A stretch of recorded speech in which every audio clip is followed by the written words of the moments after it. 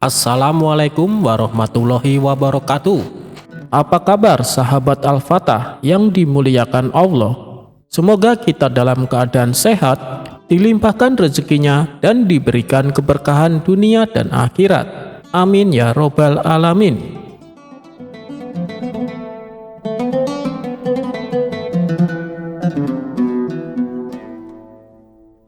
Cara Abu Nawas menurunkan hujan.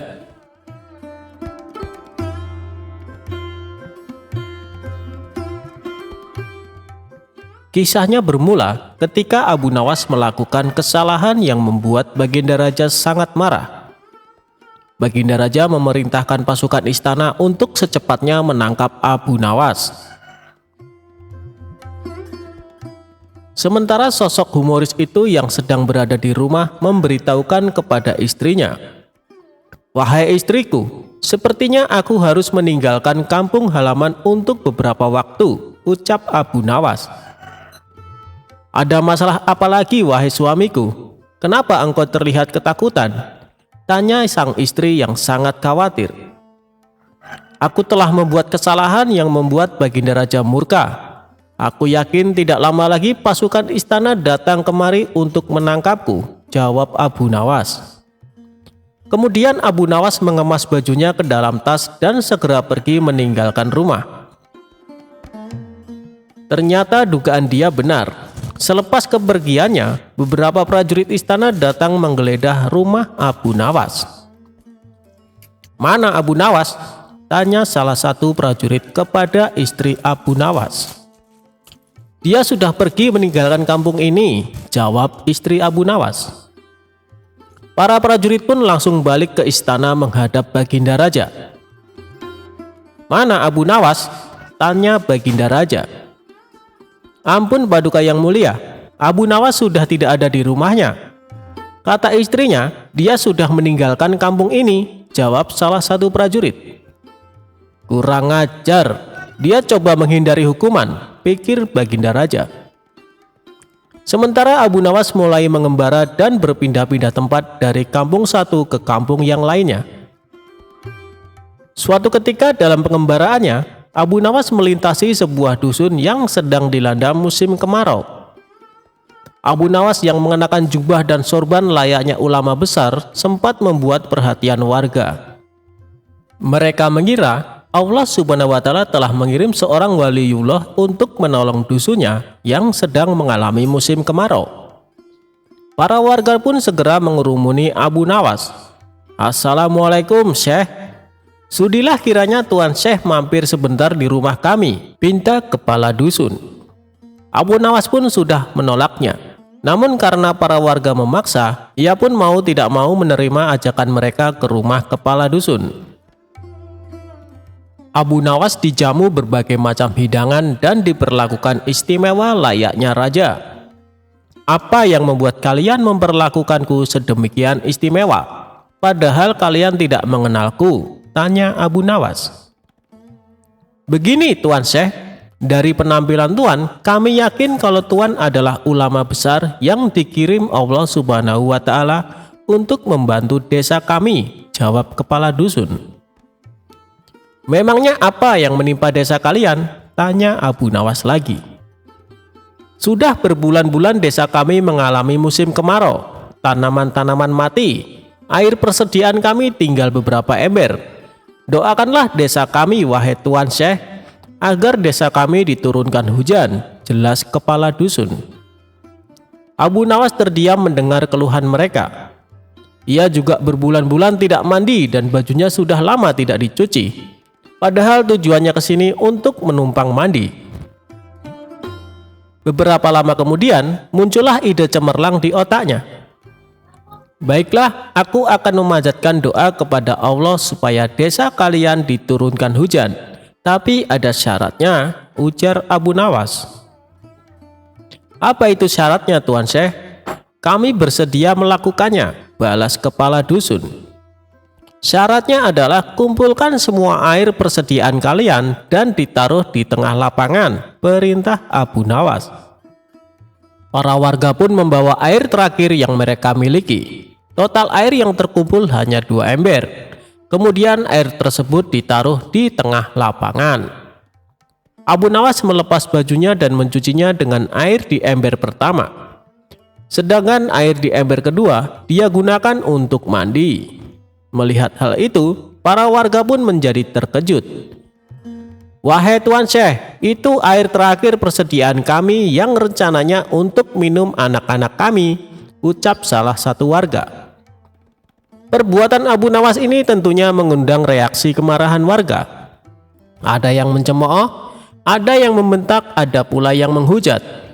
Namun di tengah kegaduhan itu, Abu Nawas dengan tenang mengangkat bajunya yang dicuci, lalu menjemurnya, dan perkataan para warga tidak dihiraukannya. Para warga bertambah emosi sehingga hendak memukulinya. Tapi niat mereka langsung terhenti karena tiba-tiba terdengar suara guntur yang disusul hujan lebat.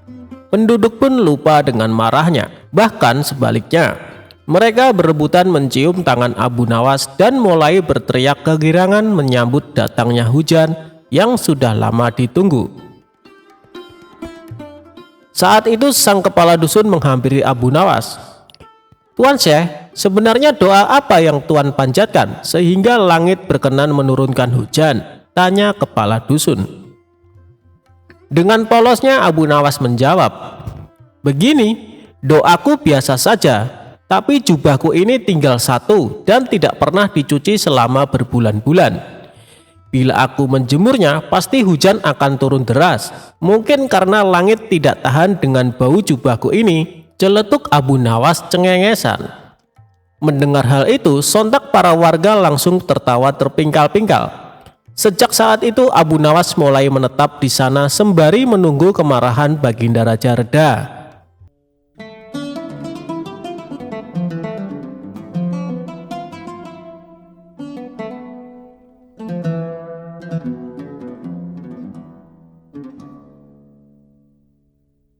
Abu Nawas lolos dari siasat busuk pemilik warung makan.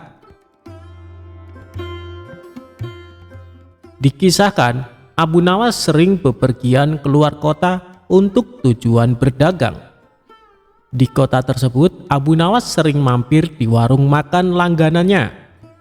Suatu ketika, Abu Nawas baru saja tiba di kota itu dan seperti biasanya mampir di warung makan langganannya itu.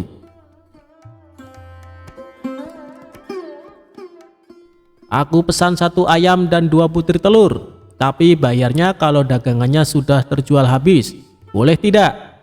tanya Abu Nawas. "Silahkan Abu Nawas, kamu kan langganan di warung ini." "Tentu saja boleh," jawab pemilik warung. Ketika selesai makan, ia pun pergi untuk menjual dagangannya.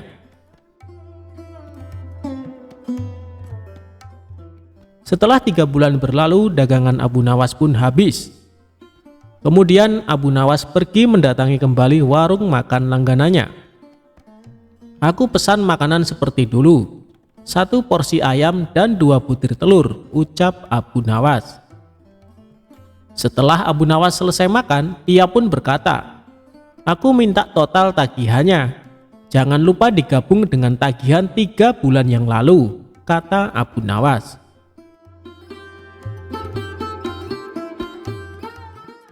Si pemilik warung menghitung tagihannya dan memberikan secari kertas. "Ini total tagihannya, cukup 200 dirham saja," kata si pemilik warung. "Apa? 200 dirham?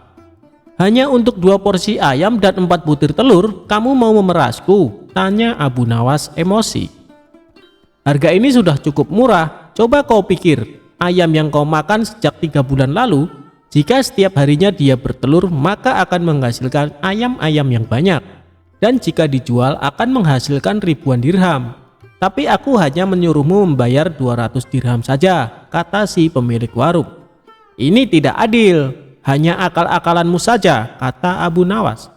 Mereka berdebat tanpa hasil dan memutuskan untuk menghadap Tuan Hakim.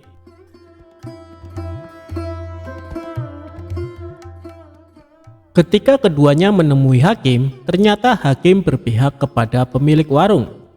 Lalu hakim bertanya, "Apakah kalian berdua menyepakati harga sejak 3 bulan yang lalu?" tanya Tuan Hakim. "Tidak Tuan Hakim," jawab Abu Nawas.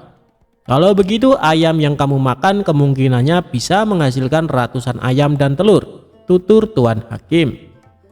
Ya, itu mungkin saja, tapi kalau ayamnya hidup, sedangkan ayam yang aku makan sudah mati dan dimasak, balas Abu Nawas. Namun pendapat Abu Nawas tidak dihiraukan oleh Tuan Hakim karena ia cenderung memihak pada pemilik warung. Aku minta kasus ini ditangguhkan sampai besok pagi karena waktu sudah menjelang sore, pinta Abu Nawas. Permintaan Abu Nawas pun dikabulkan Tuan Hakim. Seharian Abu Nawas memikirkan cara agar bisa memenangkan kasusnya. Pada esok harinya, berangkatlah Abu Nawas menuju tuan rumah hakim. Setibanya di sana, ternyata si pemilik warung sudah datang lebih awal. "Kenapa kau terlambat dan membuat mereka menunggu?" tanya Tuan Hakim. "Maaf Tuan Hakim, tadi ada tamu bisnis. Ia minta biji gandum untuk ditanam.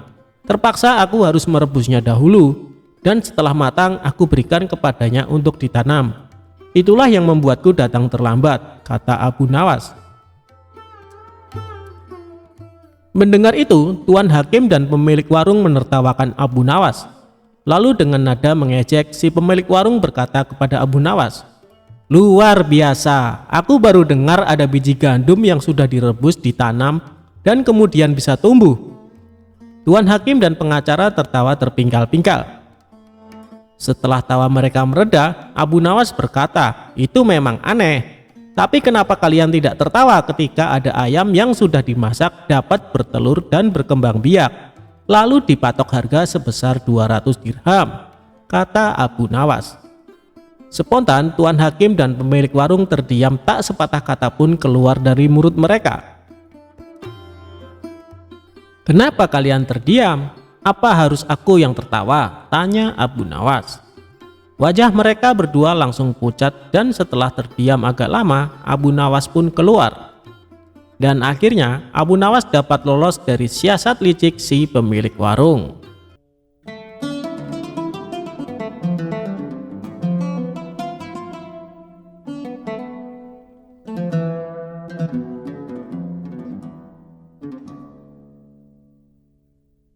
Pada suatu hari, Abu Nawas dengan santai menyisir jalanan kota. Ia mendapat perintah dari Baginda Raja untuk memantau keadaan rakyatnya. Tiba-tiba, langkahnya terhenti tepat di depan lapangan yang tengah penuh dengan kerumunan warga. Abu Nawas penasaran dengan apa yang terjadi di sana. Ternyata di lapangan itu tengah ada pertunjukan monyet ajaib. Monyet ajaib ini dapat memahami bahasa manusia dan hanya patuh kepada perintah tuannya saja.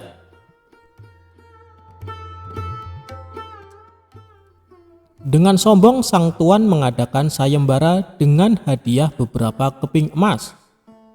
Barang siapa yang mampu membuat monyet miliknya mengangguk-angguk, maka ia berhak mendapatkan hadiahnya. Banyak warga yang telah mencoba dengan berbagai macam cara, tapi si monyet tak juga berhasil ditaklukkan. Hal ini semakin membuat Abu Nawas penasaran. Akhirnya Abu Nawas maju ke depan untuk mencobanya. Abu Nawas memberikan beberapa pertanyaan kepada si monyet. "Hai monyet, tahukah engkau siapa aku?" Monyet pun menggelengkan kepala. "Apakah engkau takut pada tuanmu?" pancing Abu Nawas. Si monyet pun tetap diam dan tidak menganggukkan kepala. "Oh, ternyata kamu tidak takut ya pada tuanmu," sahut Abu Nawas. Kemudian Abu Nawas mengancam si monyet.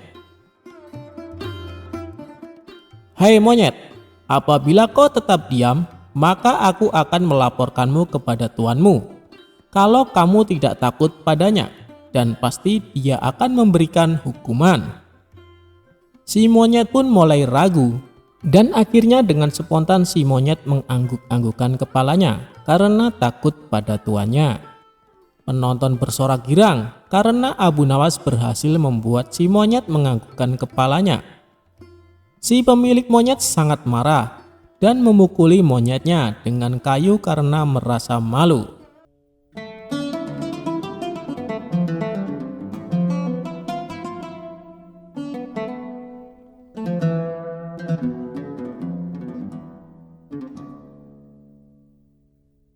Abu Nawas anti hujan.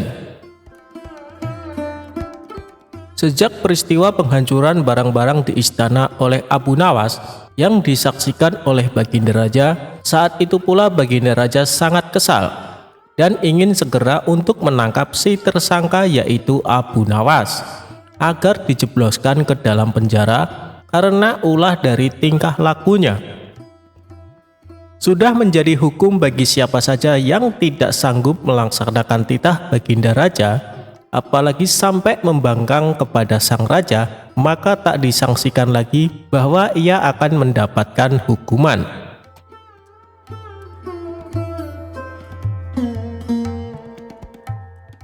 Baginda Raja pun tahu Abu Nawas amat begitu takut kepada beruang. Suatu hari, Baginda Raja memerintahkan prajuritnya untuk menjemput Abu Nawas agar bergabung dengan rombongan Baginda Raja berburu beruang. Abu Nawas merasa takut dan gemetar, tetapi ia tidak berani menolak perintah dari Baginda Raja tersebut. Dalam perjalanan menuju ke hutan, tiba-tiba cuaca yang cerah berubah menjadi mendung beraroma kegelapan. Seketika Baginda Raja langsung memanggil Abu Nawas. Dengan penuh ta'zim dan rasa hormat, Abu Nawas pun mendekati Baginda Raja. Tanya Baginda Raja tanpa sedikit pun senyum di wajahnya. "Ampun tuanku, hamba belum tahu," jawab Abu Nawas dengan polosnya. "Kau pasti tahu bahwa sebentar lagi akan turun hujan. Hutan masih jauh dari sini, kau kuberi kuda yang lamban. Sedang aku dan pengawal-pengawalku akan menunggangi kuda yang cepat. Nanti pada waktu makan siang kita berkumpul di tempat peristirahatanku. Bila hujan turun, kita harus menghindarinya dengan cara kita masing-masing agar pakaian kita tetap kering. Sekarang mari kita berpencar," Baginda Raja menjelaskan. Kemudian Baginda Raja dan rombongan mulai bergerak dan berpencar. Abu Nawas kini tahu Baginda Raja akan menjebaknya. Lalu ia harus mencari akal. Ia pun memutar otak cerdiknya. Dan ketika Abu Nawas sedang berpikir, tiba-tiba hujan pun turun. Begitu hujan turun, Baginda Raja beserta rombongannya segera memacu kuda mereka masing-masing untuk mencapai tempat perlindungan yang terdekat. Tetapi karena derasnya hujan, Baginda Raja dan para pengawalnya basah kuyup. Ketika waktu makan siang tiba, Baginda Raja bersegera menuju tempat peristirahatan. Belum sempat baju Baginda Raja dan para pengawalnya kering, Abu Nawas datang dengan menunggang kuda yang amat lamban. Baginda Raja dan para pengawalnya seketika terperangah terkejut, kebingungan karena baju Abu Nawas tidak basah sama sekali. Padahal dengan kuda yang paling cepat pun, Baginda Raja beserta para pengawalnya tidak bisa mencapai tempat berlindung yang paling dekat sekalipun. Pada hari berikutnya, Abu Nawas diberi kuda yang cepat yang kemarin ditunggangi oleh Baginda Raja sendiri. Kini Baginda Raja dan para pengawal-pengawalnya menunggangi kuda-kuda yang lamban. Setelah Abu Nawas dan rombongan kerajaan berpencar, hujan pun turun seperti kemarin. Ini hujan lebih deras daripada hari kemarin. Baginda Raja dan para pengawalnya lagi-lagi basah kuyup karena kuda yang mereka tunggangi tidak bisa berlari dengan kencang. Pada waktu makan siang tiba, Abu Nawas pun tiba di tempat peristirahatan lebih dahulu daripada Baginda Raja beserta rombongannya. Kemudian Abu Nawas menunggu Baginda Raja. Selang beberapa saat, Baginda Raja dan para pengawalnya tiba dengan pakaian yang basah kuyup.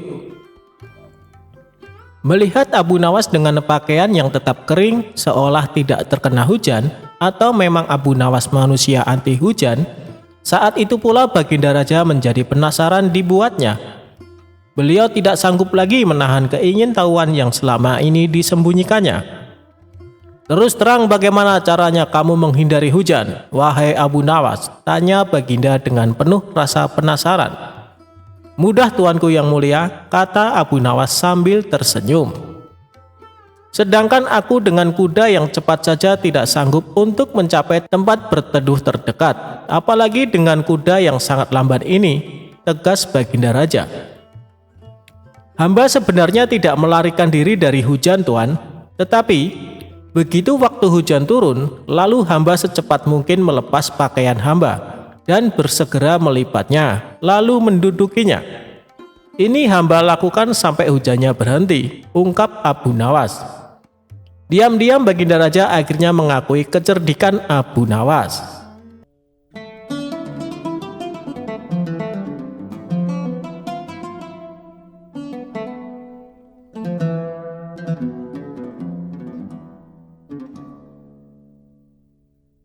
Tipu daya si pengemis dan saudagar kaya.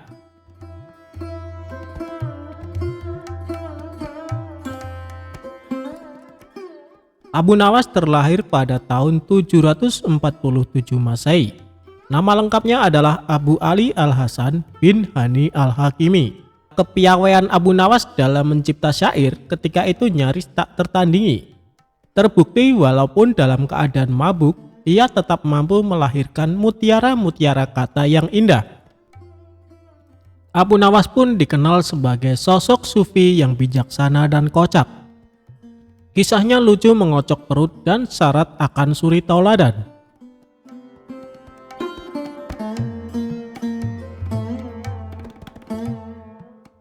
Al-Kisah, seorang saudagar kaya di Baghdad membuat sayembara berendam semalam di kolam air yang terkenal sangat dingin.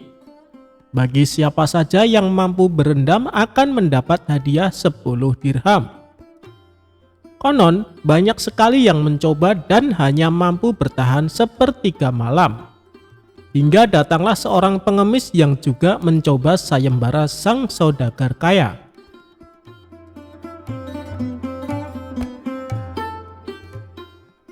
Singkat cerita, si pengemis pun hampir menyerah di tengah malam.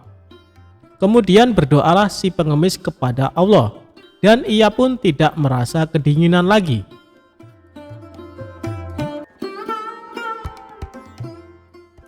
Menjelang pagi, anak si pengemis mendatangi sang ayah karena khawatir dan menyalakan api di tepi kolam air, menemani si pengemis.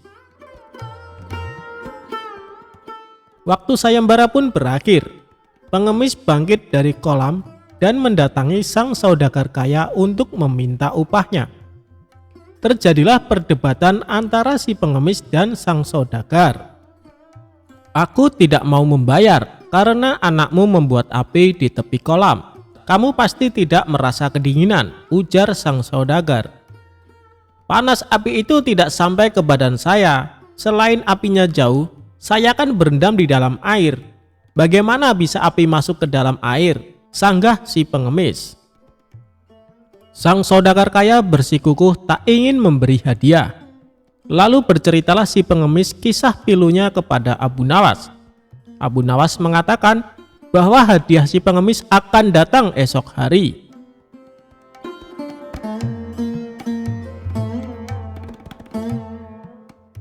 Keesokan harinya, Abu Nawas menyelenggarakan sebuah hajat dengan mengundang sang saudagar kaya tersebut bersama Baginda Raja beserta para petinggi istana. Tak ada suguhan yang tersaji di acara hajatan itu. Abu Nawas berkata pada sang raja bahwa masih sedang memasak nasi.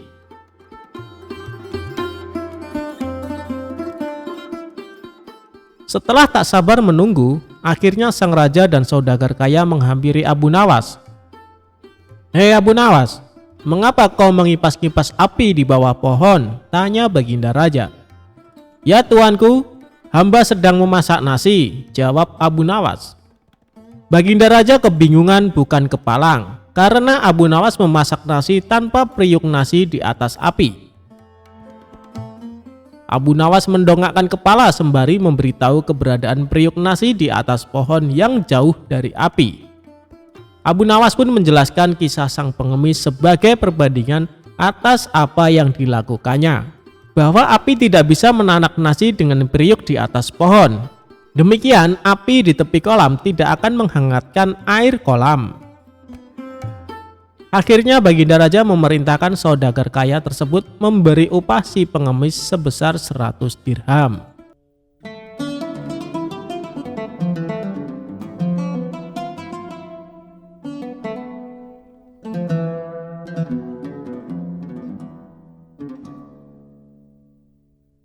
Raja dikasih bebek panggang berkaki 1 oleh Abu Nawas.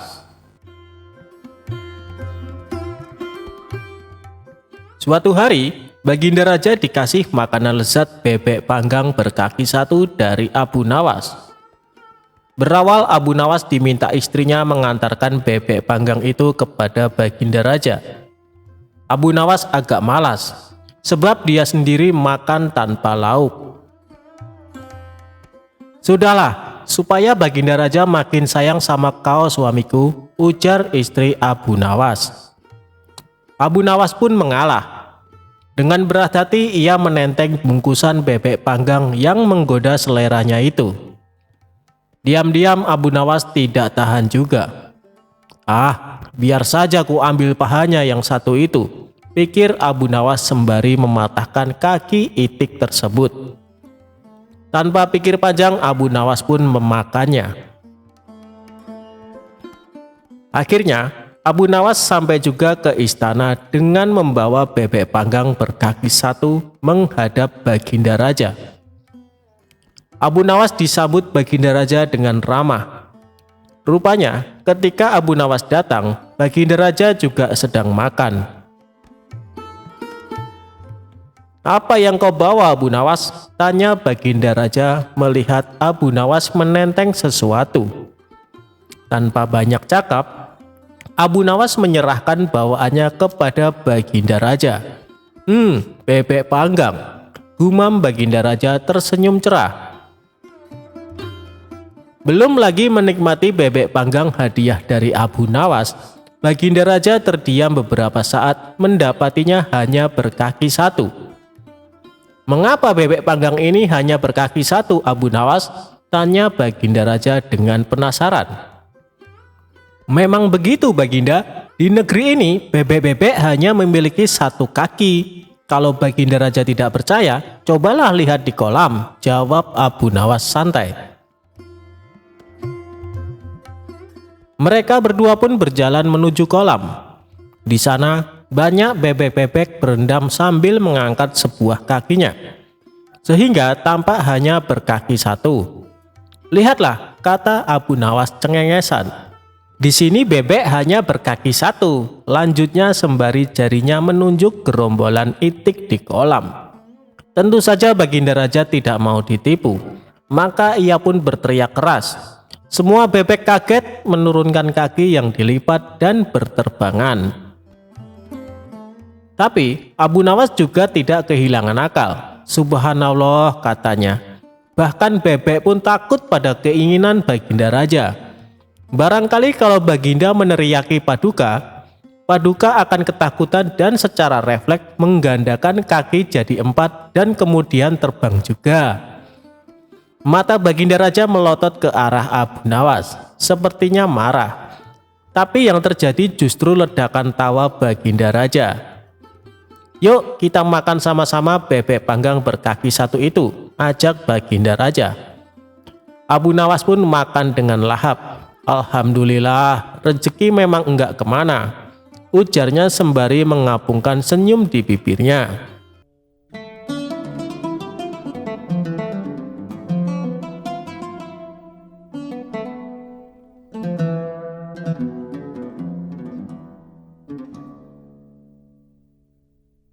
Abu Nawas dapat hadiah melimpah.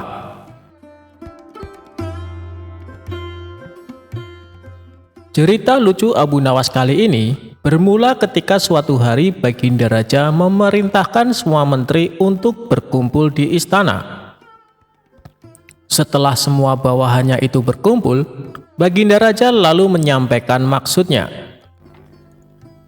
"Kalian semua aku undang ke sini karena ada beberapa hal yang ingin aku sampaikan.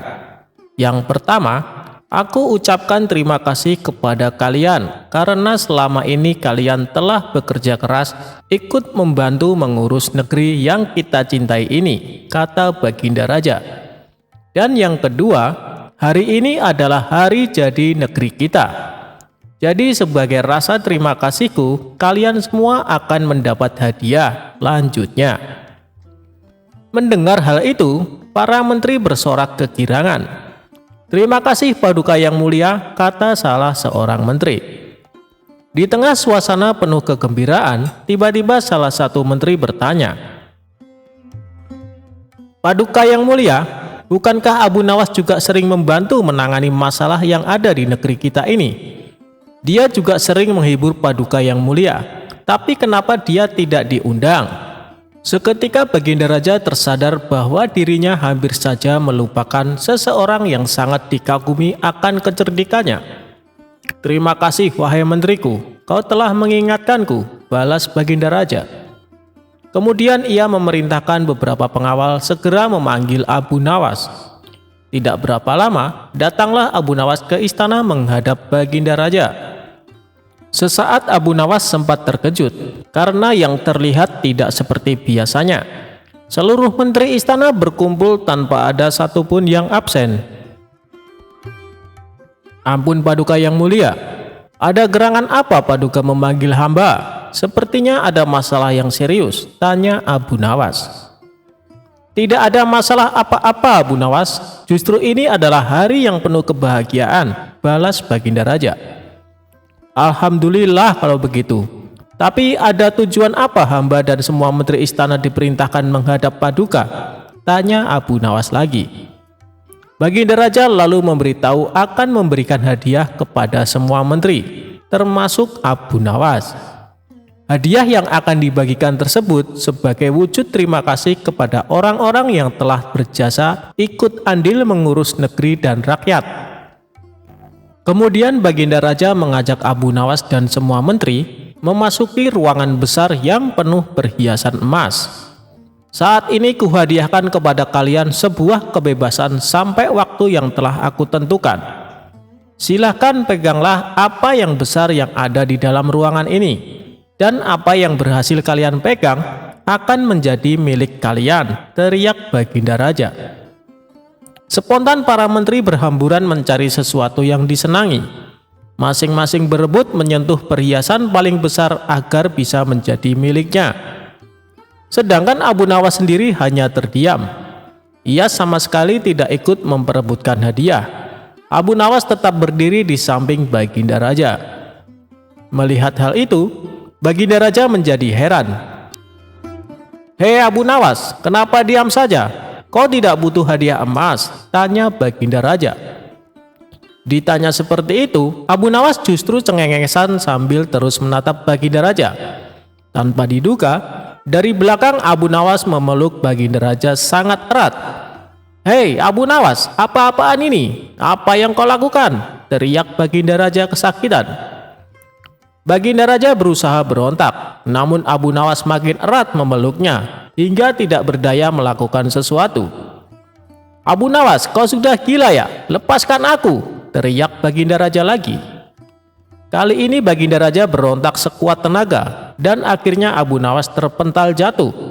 Ketika Abu Nawas hendak berdiri dan beranjak, Baginda Raja mengumumkan bahwa waktu yang ditentukan telah habis.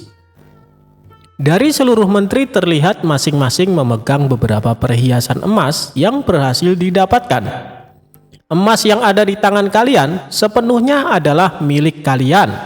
Silahkan dibawa pulang, kata Baginda Raja. Maka satu persatu menteri mohon diri pamit pulang. Begitu juga dengan Abu Nawas, ia mohon pamit kepada Baginda Raja. Tunggu Abu Nawas, jangan pulang dulu. Aku masih ada urusan dengan kau, ucap Baginda Raja. Baginda Raja lalu menanyakan kepada Abu Nawas perihal tingkah anehnya yang tiba-tiba memeluk dirinya.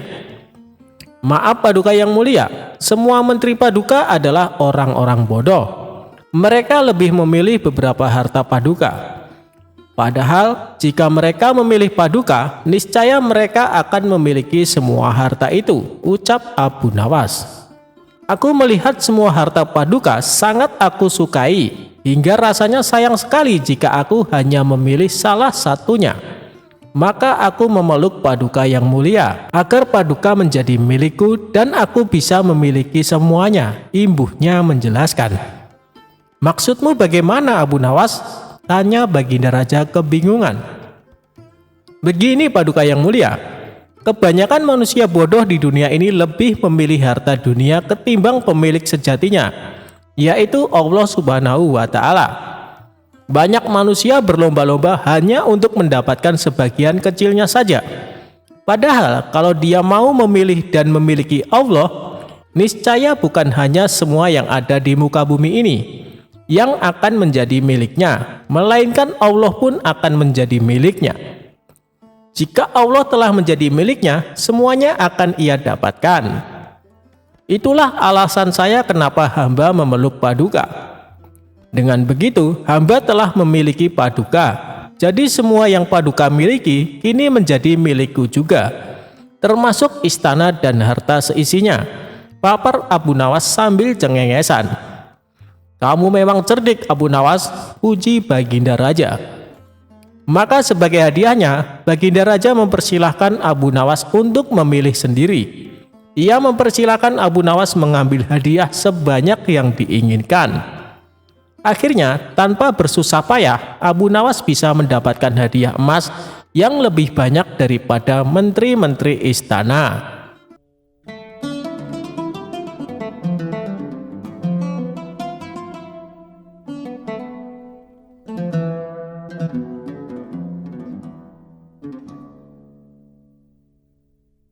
Kejujuran Abu Nawas diuji dengan wanita cantik.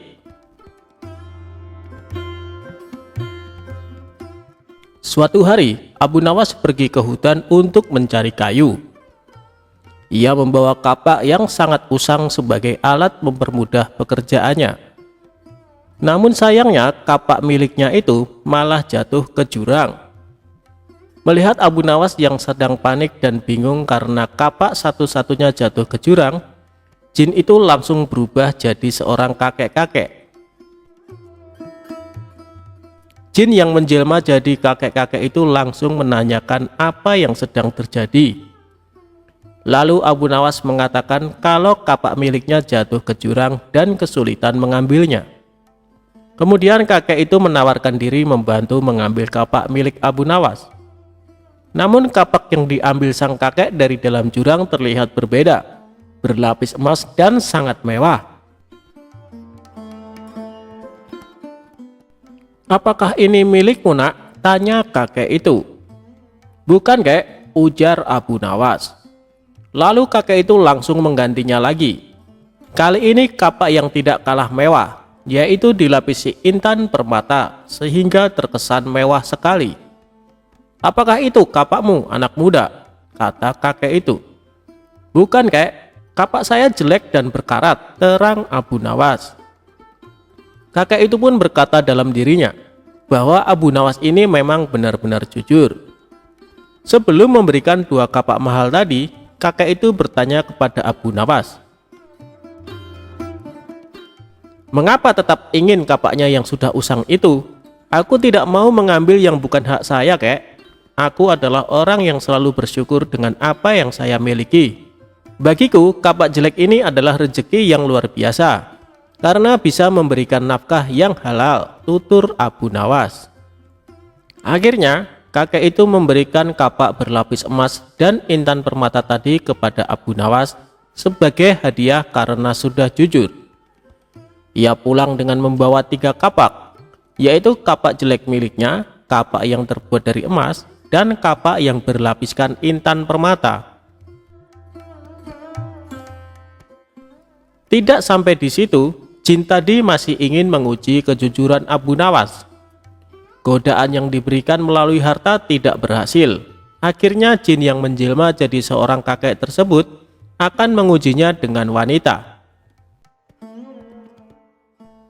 Kakek itu kemudian menculik istri Abu Nawas, kemudian menyembunyikannya ke alam jin. Setelah pulang dari hutan, Abu Nawas langsung mencari istrinya.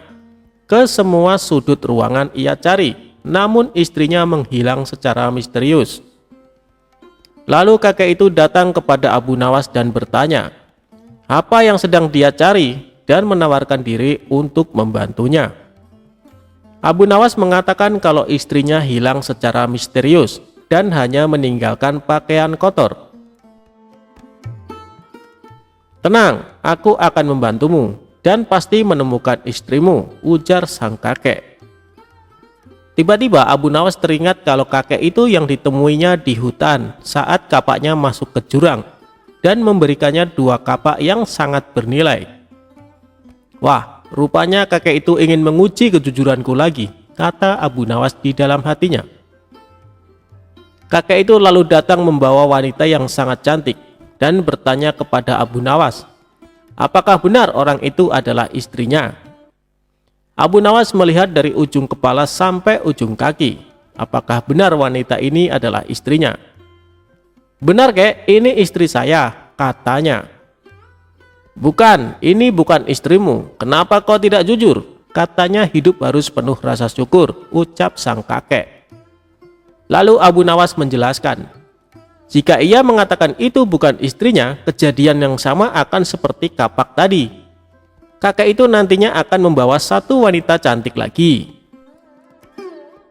Nanti kau akan memberikan 2 wanita cantik itu lagi kan? Sama seperti kapak, terang Abu Nawas.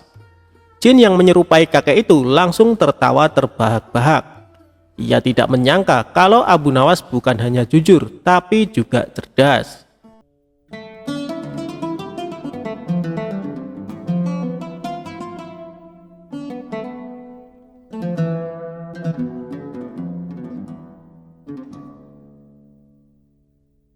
Abu Nawas memantati raja. Pada suatu sore ketika Abu Nawas ke warung teh, kawan-kawannya sudah lebih dulu berada di sana. Ternyata mereka sengaja menunggu Abu Nawas. Nah, ini dia Abu Nawas datang, kata salah satu seorang dari mereka. Ada apa? Kata Abu Nawas sambil memesan secangkir teh hangat. Kami tahu engkau selalu bisa melepaskan diri dari perangkap-perangkap raja. Tetapi kami yakin kali ini engkau pasti dihukum Baginda Raja bila engkau melakukannya. Kawan-kawan Abu Nawas membuka percakapan.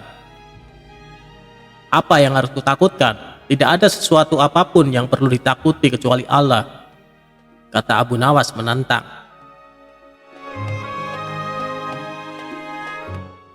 Selama ini belum pernah ada seorang pun di negeri ini yang berani memantati Baginda Raja.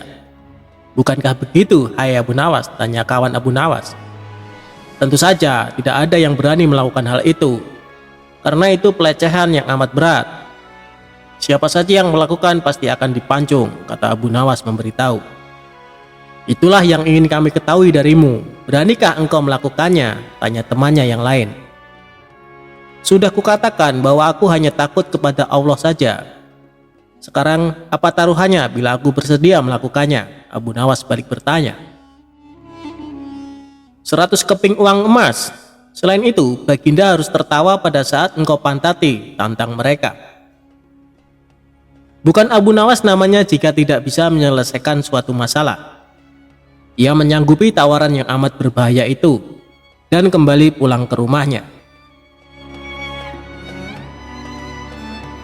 Kawan-kawan Abu Nawas merasa tidak yakin Abu Nawas sanggup untuk memantati Baginda Raja dan membuat Baginda Raja tertawa.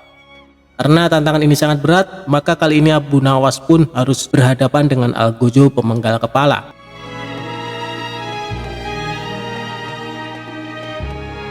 Minggu depannya, Baginda Raja mengadakan jamuan kenegaraan. Para menteri, pegawai istana, dan orang-orang dekat Baginda diundang, termasuk juga Abu Nawas. Abu Nawas merasa hari-hari berlalu dengan cepat karena ia harus menciptakan jalan keluar yang paling aman bagi keselamatan lehernya dari pedang Algojo. Tetapi bagi kawan-kawan Abu Nawas, hari-hari terasa amat panjang karena mereka sudah tidak sabar menunggu pertaruhan yang amat mendebarkan itu. Persiapan-persiapan di halaman istana sudah dimulai.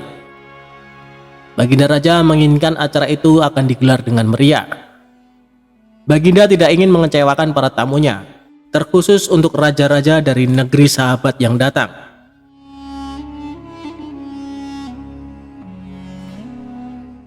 Akhirnya hari yang dijanjikan telah tiba. Semua tamu sudah datang kecuali Abu Nawas. Kawan-kawan Abu Nawas yang menyaksikan dari jauh merasa kecewa karena Abu Nawas tidak hadir. Namun ternyata mereka keliru. Abu Nawas bukan tidak datang, tetapi terlambat sehingga Abu Nawas duduk di tempat yang paling belakang. Ceramah-ceramah yang mengesankan mulai disampaikan oleh para ahli pidato. Kemudian giliran Baginda Raja menyampaikan pidatonya. Setelah menyampaikan pidato, Baginda melihat Abu Nawas duduk sendirian di tempat yang tidak ada karpetnya.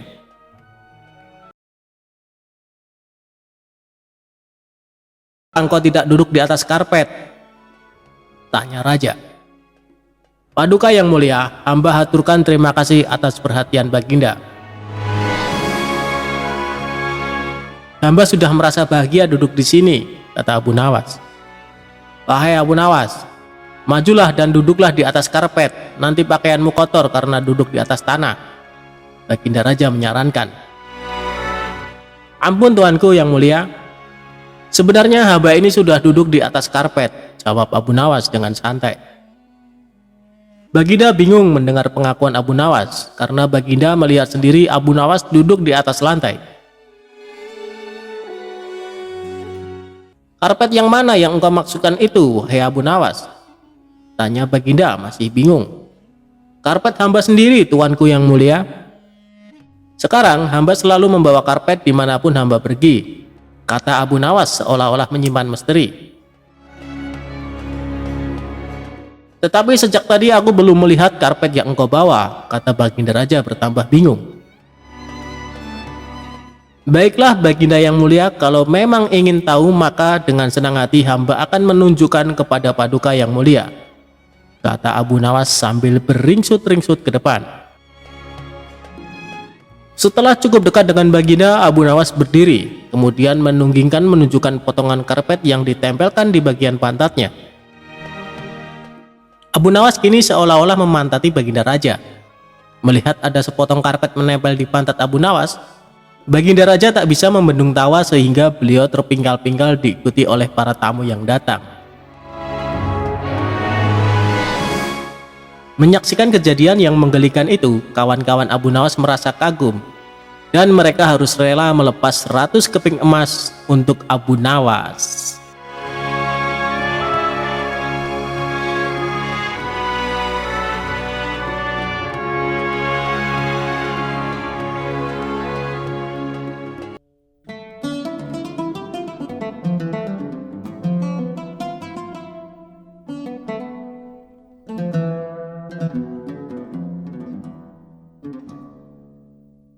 Abu Nawas menjebak si tukang sihir.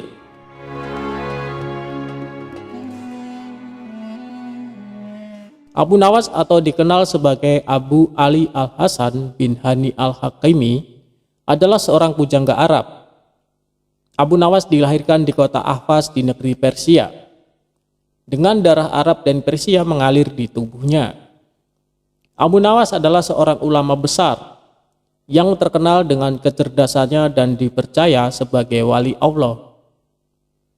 Dikisahkan, Abu Nawas mempunyai burung nuri yang sangat lucu, dan Baginda Raja ingin memilikinya. "Kalau kau berniat menjualnya, jangan ditawarkan kepada orang lain. Tawarkan saja kepadaku. Berapapun harganya, aku akan membayarnya," ujar Baginda Raja kepada Abu Nawas.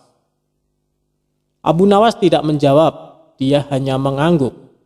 Tapi dalam hati dia berkata, "Mana mungkin aku menjual burung yang tidak berharga ini kepada Baginda," ucap Abu Nawas dalam hati.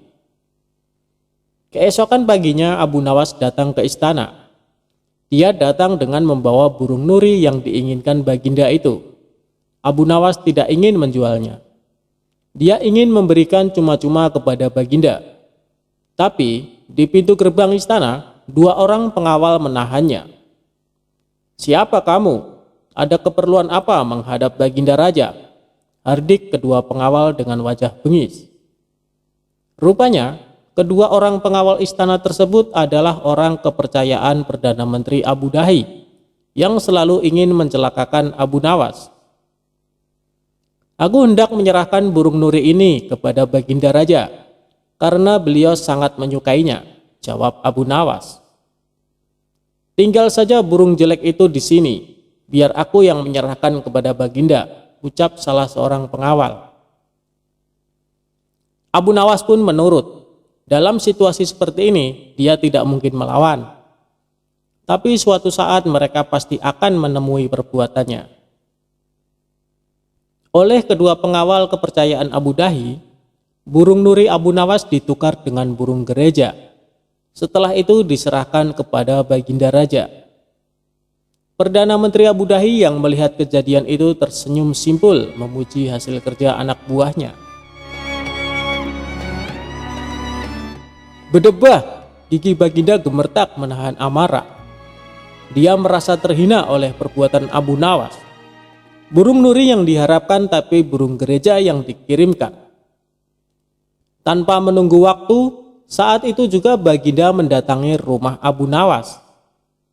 Abu Nawas, kalau kau keberatan menjual burung nuri kepadaku, aku tidak apa-apa.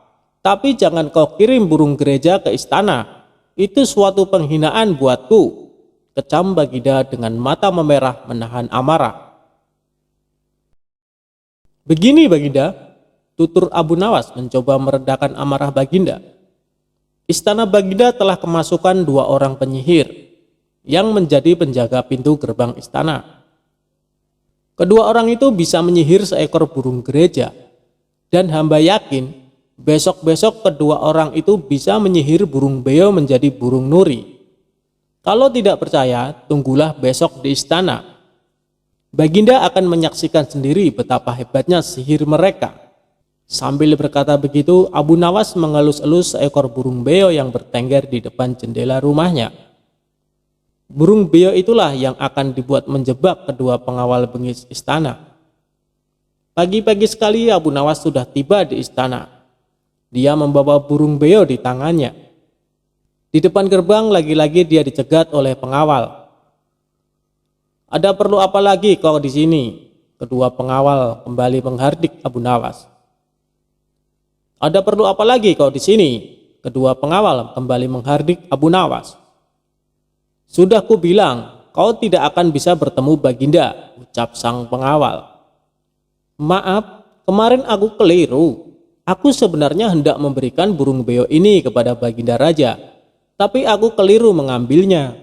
Baginda pasti marah-marah mendapat kiriman burung nuri itu. Semua orang tahu Baginda sangat benci burung nuri.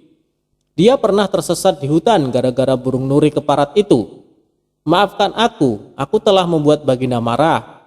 Bujuk Abu Nawas seolah-olah cerita itu benar-benar terjadi. Taruhlah saja di situ, biar aku nanti yang akan menyerahkan kepada Baginda Raja, perintah pengawal istana.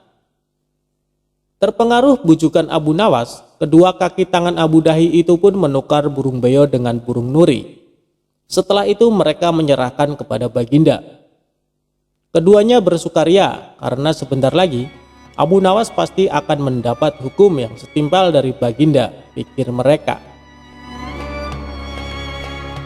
Setelah menerima burung nuri itu dari kedua pengawal istana, Baginda terperangah kaget. Ternyata benar apa yang dikatakan Abu Nawas. Kedua pengawal ini bisa menyihir alias menggelapkan barang yang bukan haknya. Ini nurinya, mana beonya? Sindir Baginda yang langsung membuat wajah kedua pengawal itu pucat pasi. Belum sempat kedua pengawal itu menjawab, Baginda Raja langsung menitahkan perintah yang tak disangka-sangka. Karena hasil kerja yang sangat bagus, kalian berdua aku beri hadiah hukuman cambuk masing-masing 50 kali. Perdana Menteri Abu Dahi yang menyaksikan kejadian itu kini hanya bisa tertunduk lesu.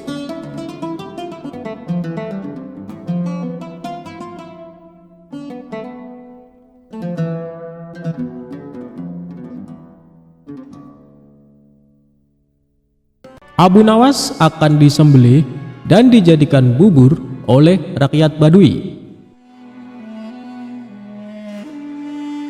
Alkisah pada suatu hari, Abu Nawas yang cerdik sedang menghabiskan waktunya dengan berjalan-jalan di kota Baghdad. Kemudian, ia memutuskan untuk pulang ketika langit mulai senja dan azan maghrib sebentar lagi berkumandang.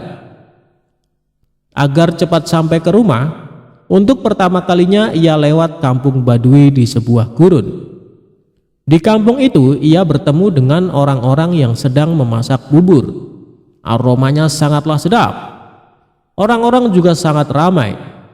Saat hendak lewat, tiba-tiba saja ada segerombolan pria menghadanginya. Pria-pria itu menutup kepala Abu Nawas dan membawanya ke salah satu rumah warga. Meski berulang kali minta tolong, tak ada satupun orang yang menolongnya. Setelah sampai di sebuah rumah, salah satu pria berwajah gali itu membuka penutup kepala Abu Nawas. "Kenapa kalian menangkapku? Apa salahku? Aku hanya ingin pulang ke rumah dengan cepat. Maka dari itu aku melewati kampung ini," ujar pria bersurban itu. "Tentu saja kau tak punya salah apa-apa. Hanya saja setiap orang yang lewat sini akan kami tangkap. Kami akan menyembelihmu dan menjadikanmu sebagai kaldu untuk bubur-bubur yang kami buat," ucap salah satu pria. "Jadi bubur-bubur yang kalian sajikan itu adalah bubur-bubur berbahan daging manusia?" tanya Abu Nawas. "Hahaha, tentu saja, rasanya tak kalah nikmat dengan daging sapi atau daging unta.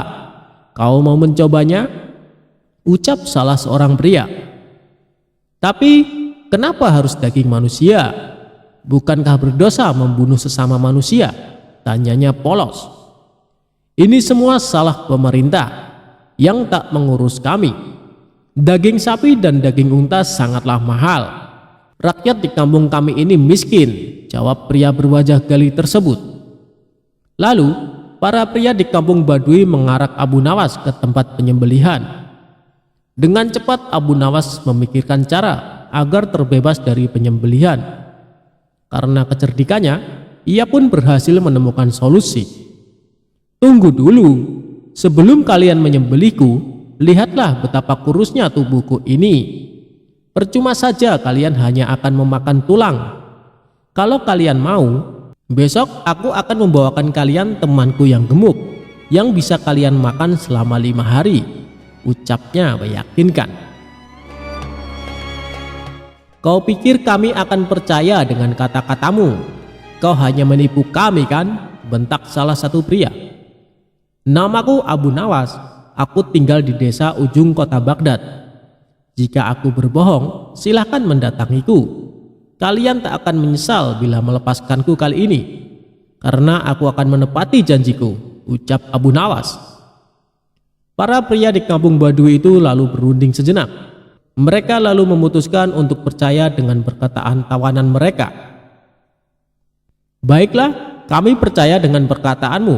Besok bawakan kami temanmu yang gemuk itu, maka kau akan kami bebaskan," ucap pimpinan kampung itu.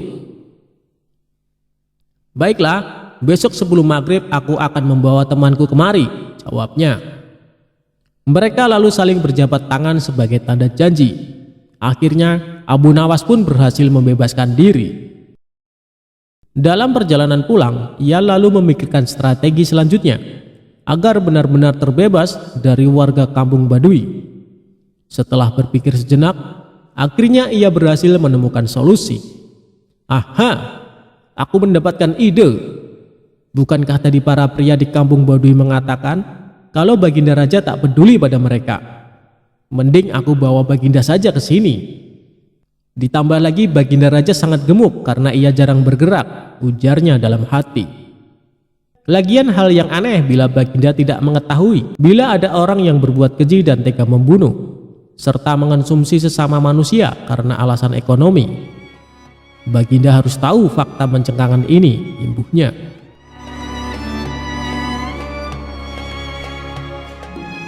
Keesokan harinya, Abu Nawas menemui Baginda Raja. Setelah menundukkan kepala sebagai tanda hormat, ia lalu berkata, "Tuanku Baginda Raja yang mulia, hamba hendak mengajak Baginda ke tempat yang memiliki makanan sangat lezat." Di manakah itu?" Makanan apa yang sangat lezat itu? Tanya Baginda Raja. Di kampung Baduy ada bubur yang sangat nikmat. Baginda akan menyesal bila tak mencicipinya, jawab pria cerdik itu. Karena suka makan, Baginda pun langsung menyetujui untuk berkunjung ke kampung Baduy. Baiklah, aku akan datang ke sana bersama dengan para pengawal. Awas saja jika ternyata makanan tak enak, ucap Baginda. Tapi hamba sarankan Baginda tak mengajak para pengawal, sebab para rakyat di kampung tersebut tak suka keramaian, bujuk pria bersorban itu. Sebagai gantinya, hamba akan menemani dan melindungi Baginda ke sana, imbuhnya. Baiklah kalau begitu, ayo kita segera ke sana, ucap Baginda Raja. Mereka pun berjalan ke kampung Baduy. Sesampainya di sana, Abu Nawas mengajak Baginda Raja ke rumah warga yang kemarin hendak memenggalnya. Baginda, tunggulah di sini sejenak. Hamba akan menemui penjual bubur itu, ucapnya. Kemudian Abu Nawas ke rumah itu dan menemui para pria yang ternyata sudah menunggunya. Lihatlah, aku menepati janjiku.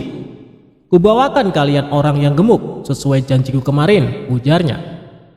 Para pria di kampung itu tidak tahu bila pria yang mereka hadapi adalah Baginda Raja. Dengan cepat, mereka lalu menyekap Baginda Raja. Dalam hati Abu Nawas berkata, jika Baginda pandai, maka ia akan menemukan cara terbebas dari para pria itu. Dan kalau bodoh, matilah ia disembelih. Sebelum para pria melakukan penyembelihan, Baginda pun berkata, tubuhku emang gemuk, tapi dagingku sedikit. Tubuhku ini kebanyakan berisi lemak, tak enak bila dijadikan santapan. Daripada menyantapku, mendingan aku bekerja saja menjadi pembuat peci. Aku bisa membuat peci yang bagus dan harganya mahal. Kalian bisa menjual peci buatanku ke orang-orang di istana. Mereka akan membelinya dengan harga mahal. Imbuh Baginda mencoba mengelabui warga kampung Baduy. Lalu, para kanibal itu pun setuju dengan saran Baginda Raja. Mereka lalu mengurung pemimpin istana itu di sebuah penjara. Baginda mulai membuat peci. Agar diselamatkan oleh para pengawal istana, Baginda memberikan sepucuk surat di dalam peci yang ia buat. Surat tersebut berisi, "Hai menteriku, tolonglah aku. Aku di kampung Baduy disekap oleh para warga di sini. Berapapun harga peci ini, tolong belilah, lalu selamatkan aku." Setelah itu, Baginda menyerahkan peci buatannya ke salah seorang pria. "Jual saja peci ini ke para menteri di istana. Mereka pasti menyukainya," ucap Baginda Raja. Di satu sisi, istana sedang gempar karena Baginda Raja tak kunjung kembali. Para pengawal istana telah mencari, tapi tak kunjung bisa menemukan sang raja. Mereka tak pernah menyangka bila raja mengunjungi kampung Baduy. Keesokan harinya, salah satu pria dari kampung Baduy datang ke istana. Ia menemui salah satu menteri dan menjual peci yang dibawanya. Karena indah, menteri itu pun tertarik untuk membelinya. "Wah, peci ini nampak sangat mengagumkan dan mewah. Siapa yang membuatnya? Seleranya pasti sangat tinggi," ucap menteri kerajaan. "Tentu saja bagus. Aku akan membawanya lagi besok bila kau mau peci yang lain," ujar pria itu. "Baiklah, besok bawakan aku peci yang lain ya.